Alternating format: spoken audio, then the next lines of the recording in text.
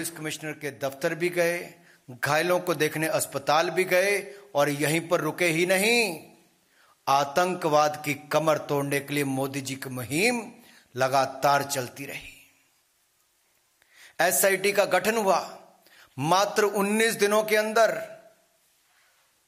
आतंकवादियों के खिलाफ कार्रवाई की गई, पकड़ा गया, केस सॉल्व हुआ और उसके लिए जो कुछ भी करना था, सबूत पहुंचाने तक, आतंकवादियों को पकड़ने तक, मोदी जी की सरकार ने उस समय भी काम किया। आज भी आतंकवाद को जड़ से मिटाने के लिए मोदी जी की सरकार वचनबद्ध है, प्रयासरत है। और मैं कहना चाहता हूं, इस पर सिमी हो, इंडियन मुजाहिदीन हो, इनकी कमर तोड़ने का काम किया है तो नरेंद्र मोदी जी ने किया है। उन आतंकवादी हमलों में भी, सीरियल ब्लास्ट में भी एजेंसीज की रिपोर्ट उस समय की भी है कि उस समय के गुजरात के मुख्यमंत्री नरेंद्र मोदी जी पर हमला करने की प्लानिंग भी थी। सवाल यह खड़ा होता है कि इसका सपा कनेक्शन कहां से आता है। मैं आपके सामने रखना चाहता हूं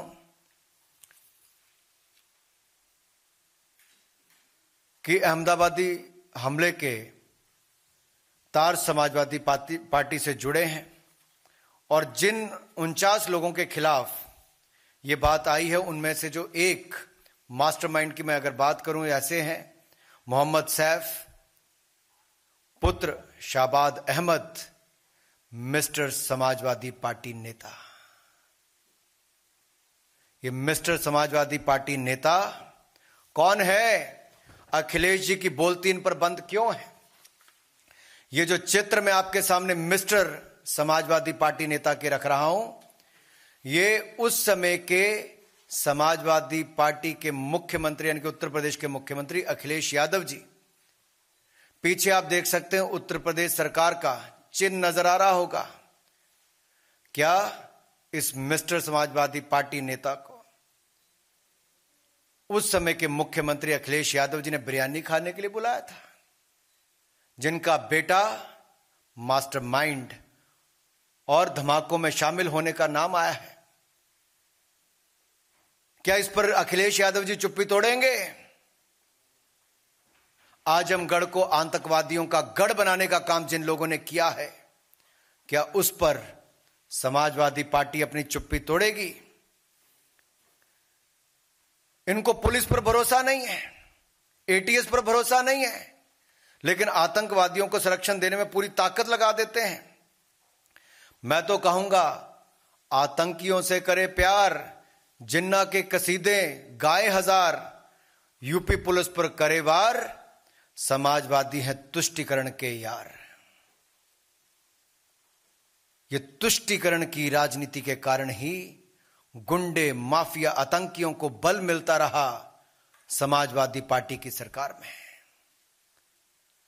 पिछले 5 वर्षों में कमर तोड़ने का काम उत्तर प्रदेश में योगी जी ने किया है, अपराधियों की, गुंडों की, माफियों की। आपने भाषा देखी होगी अखिलेश जी की, ए पुलिस वालों, ए पुलिस वालों, कैसे बोला गया।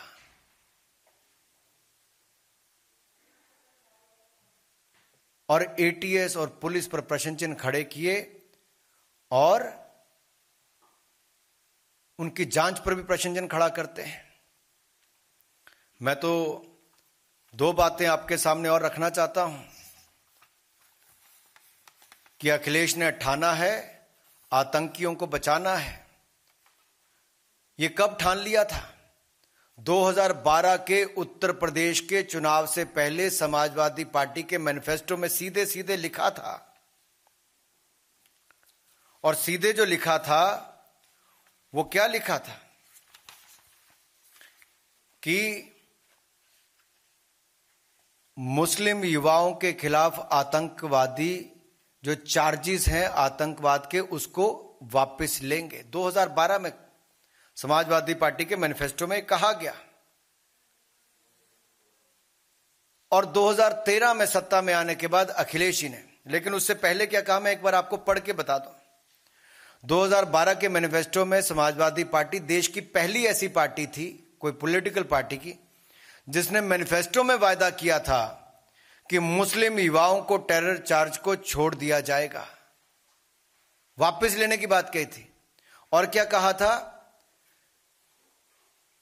कि जिन लोगों ने ये चार्जेस लगाए हैं ऐसे पुलिस वालों के खिलाफ सपा की सरकार कार्रवाई करेगी। यानी कि पुलिस वालों के खिलाफ कार्रवाई और आतंकवाद को बढ़ावा देने को छुट्टी देने की बात अखिलेश जी उस समय करते थे। और जैसे सत्ता में आए 2013 में चार्जेस ड्रॉप कर दिए, कोर्ट चले गए, जांच नहीं की अखिलेश जी की सरकार ने, सीधा कोर्ट में जाके चार्जेस ड्रॉप करने की बात कही। कोर्ट ने उसका संज्ञान लिया,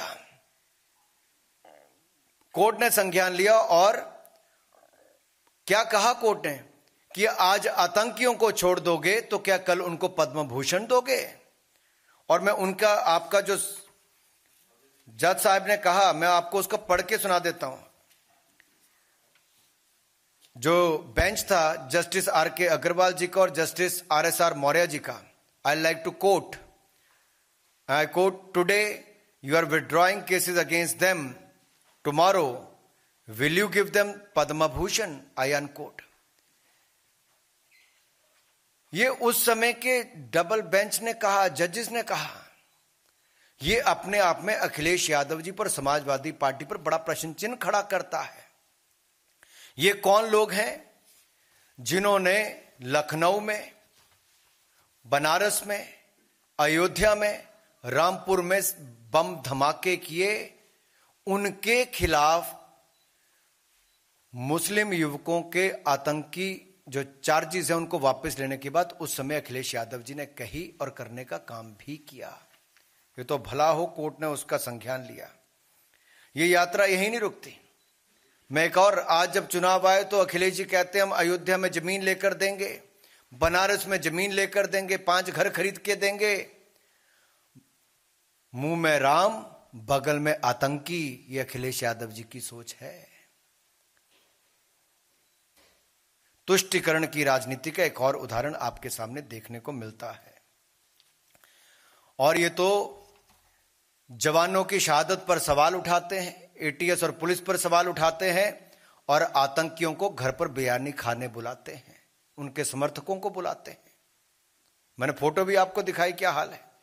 इसलिए तो मोदी जी कहते हैं लाल टोपी मतलब रेड अलर्ट। ये लाल टोपी रेड अलर्ट है और इससे बड़ा अलर्ट उत्तर प्रदेश के लिए और क्या होगा। चुनाव के समय उत्तर प्रदेश की जनता को यह तय करना होगा और यह निर्णय भी करना है कि यह समाजवादी नहीं, समाज विरोधी है।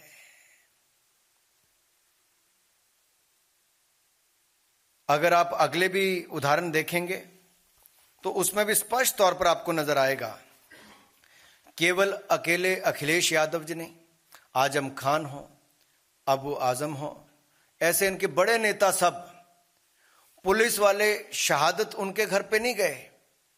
जिनको आतंकवादी होने के आरोप में पकड़ा गया उनके घर पर उन लोगों के परिवारों से मिलने गए। ये आतंकवादियों को, उनके परिवारों को संरक्षण देने का काम सपा करती है, भाजपा जीरो टॉलरेंस की नीति के साथ चलती है। यही नहीं, मोदी जी ने आतंकवाद के खिलाफ जीरो टॉलरेंस को देश के अंदर तो किया ही, मुख्यमंत्री रहते हुए भी, प्रधानमंत्री बनकर भी। मुख्यमंत्री थे तो अहमदाबाद के बम ब्लास्ट, सीरियल ब्लास्ट के खिलाफ कार्रवाई की। 26/11 का हमला हुआ तो मुंबई जाकर स्वयं वहां पर भी गए। और जब प्रधानमंत्री बने तो दुनिया भर के नेताओं के साथ आतंकवाद के खिलाफ जीरो टॉलरेंस की नीति को मोदी जी ने आगे बढ़ाया है और आगे बढ़ाएंगे। पिछले 7 वर्षों में देखिए, सैकड़ों आतंकवादियों को मार गिराया। आतंकवादी हमलों को यहां पर अंजाम नहीं देने दिया है। यह भाजपा का जीरो टॉलरेंस आतंकवाद के खिलाफ है। अगर आप, मैं लंबा इस पे नहीं जाना चाहता, लेकिन एक के बाद दूसरे उदाहरण देखेंगे, सब लंबी सूची आपके सामने आती है कैसे समाजवादी पार्टी ने और कांग्रेस ने भी, बाटला हाउस कांड तो आप भूले नहीं होंगे, मोहनचंद शर्मा जी, इंस्पेक्टर मोहनचंद शर्मा जी की शहादत पर सपा और कांग्रेस ने प्रश्न चिन्ह खड़ा किया था और कांग्रेस के दिग्गज नेताओं ने कहा था कि सोनिया जी उन गुनहगारों के घरों पर जाकर फूट फूट कर रोई थी, लेकिन सोनिया जी राहुल गांधी जी के पास शहीद मोहनचंद शर्मा जी के घर जाने का समय नहीं था, ना अखिलेश जी के पास था, न उनके बाकी नेताओं के पास था। ऐसे कई प्रूफ आपके सामने हैं जहां रामपुर के सीआरपीएफ कैंप पर अटैक करने के, जहां पर 7 सीआरपीएफ के हमारे जवान शहीद हो गए थे, उसमें भी अखिलेश यादव जी ने उनके केसों को वापस करने की बात कही जो लोग उसमें इन्वॉल्व थे। इसी तरह से ही समाजवादी पार्टी के ऊपर आरोप और कई ऐसे लेख लिखे गए कि सिमी के ऊपर बैन नहीं लगाने के लिए समाजवादी पार्टी ने कहा। अलकायदा के जो ऑपरेटिव लखनऊ में पकड़े गए तो इन्होंने सवाल खड़े कर दिए पुलिस की जांच पर और एटीएस पर। यह अपने आप में दिखाते हैं इनका आतंकी प्रेम। राम नरेश यादव जी हों और बाकी जो नेता हों, उन्होंने तो समय समय पर, मैं बाकियों के नाम लूं, ये सब लोगों ने बार बार कहीं ना कहीं आतंकवादियों को संरक्षण देने की बात कही है। दूसरी ओर भाजपा ने जीरो टॉलरेंस की बात कही है। इतना ही कहते हुए मैं अपनी बात को समाप्त करना चाहूंगा, लेकिन एक बात जरूर कहूंगा, ये जो मिस्टर समाजवादी पार्टी है, इनके परिवार का अहमदाबाद सीरियल ब्लास्ट के साथ सीधा कनेक्शन है और सीधा कनेक्शन समाजवादी पार्टी के नेताओं के साथ भी है। इस पर अखिलेश जी से मैं जवाब चाहता हूं, उनकी चुप्पी क्यों है? न्यायालय के जो निर्णय आया है, आदेश आए हैं, उसके ऊपर भी इनकी चुप्पी क्यों है? आप लोगों का कोई प्रश्न हो तो आप एक एक करके पूछ सकते हैं। चलिए, बहुत बहुत धन्यवाद जी।